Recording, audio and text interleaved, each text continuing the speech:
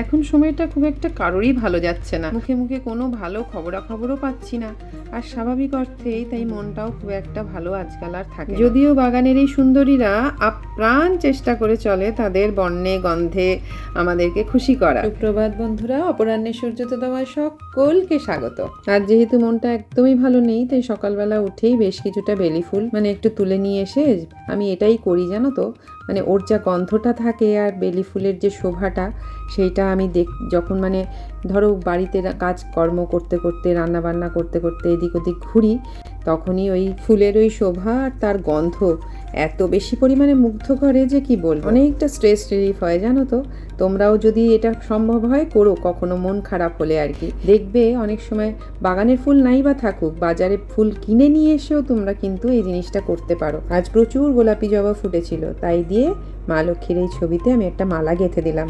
দেখি দেখি তোমার তোমার এ মা চলে যাচ্ছে গো।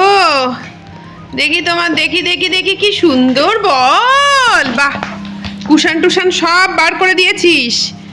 এই যে এই যে এই যে কি সুন্দর বল, কি সুন্দর বল। বাবা, আমায় একটু দেবে রিকো? রিকো আমাকে একটু দেবে? ওরে বাবালি বাবালি বাবালি বাবালি।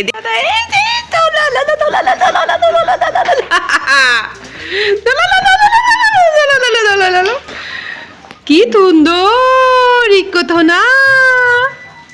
এই যে দৌড়ে টৌড়ে রিকো সোনা টায়ার্ড হয়ে গেছে বাবু, টায়ার্ড হয়ে গেছে।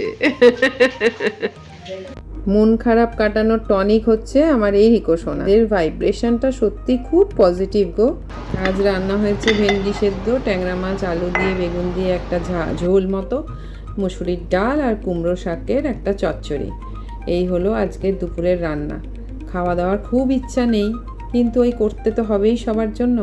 তুলিকাগুলো কি সুন্দর হয়েছে, এই সময়ই তো হওয়ার সময়।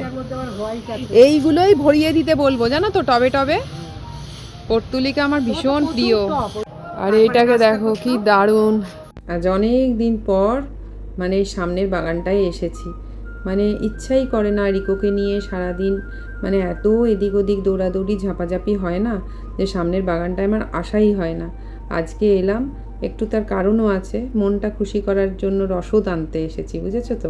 এক থোকা মাসুন্ডা ফুল নিয়ে গিয়ে ফুলদানিতে সাজাবো বলে। গত সপ্তাহ পর্যন্ত নাচ গানের পরীক্ষাটা যতক্ষণ না হচ্ছে ততক্ষণ পর্যন্ত এত টেনশনে আমি ছিলাম যে মন খারাপ আমাকে ঘেঁষতেই পারেনি। খারাপ তো দূরের কথা, সেটা ভালো কি খারাপ, মনের মধ্যে কোনো কিছুর একটা হেলদোলি ছিল না।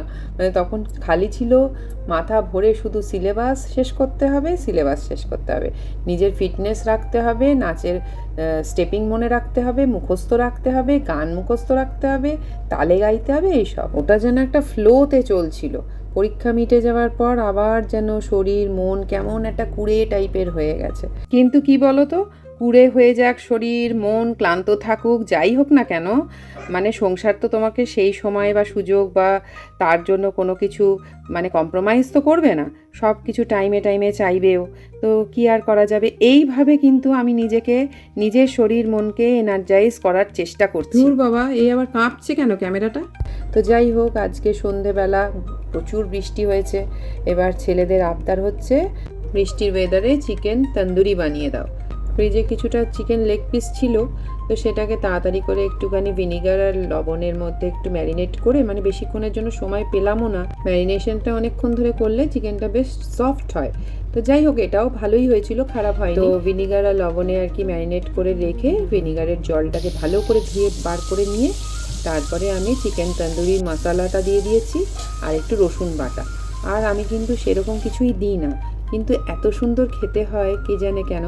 অনেকে আদা বাটা, পেঁয়াজ বাটা, অনেকেই অনেক কিছু দেয়, কিন্তু আমি কিন্তু খুব সহজেই আর কি এটা বানাই। বাচ্চারাও খেতে খুব ভালোবাসে। বাচ্চারা যখন ভালোবেসে খায় তখন মন খারাপ এক নিমেষে পালায়। অবশ্যই এটা তন্দুরে তো হয়নি, তন্দুরে হলে আর একটা অন্য ব্যাপার, এটা একটা ফ্রাইড আইটেমের মতোই বলতে পারো। তন্দুরির টেস্ট কিন্তু একটু ফ্রাইড চিকেন, কিন্তু তন্দুরি ফ্লেভারের। আর পাশে ফিঙ্গার চিপস হচ্ছে, অবশ্যই এটা ফ্রোজেন ফিঙ্গার চিপস, ব্লিঙ্কিট করে ওরা আনালো।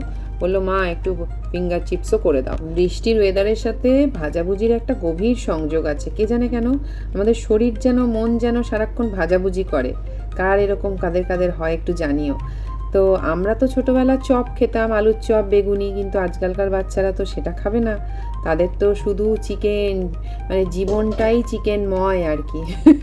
আমাদের ছোটবেলা তো চাওয়া পাওয়ার গণ্ডিটা এতটাই ছোট ছিল যে আলুর চপ, বেগুনি, পেঁয়াজি মা অনেক সময় দোকান থেকে কিনতেও না, বাড়িতে বানিয়ে দিত। সেটার যে এত অপূর্ব স্বাদ ছিল আর এত তৃপ্তি করে আমরা সবাই খেতাম, আনন্দটাই আলাদা ছিল। আর এখন এত অপশন, এত ভ্যারাইটি, কিন্তু মনটা যেন কোথাও ছোঁয় না। চলো তবে আজকের মতো ব্লগটা এতটুকুই রইলো। দেখা হচ্ছে তোমাদের সাথে আবার পরের ব্লগে। তোমরা সবাই খুব ভালো থেকো।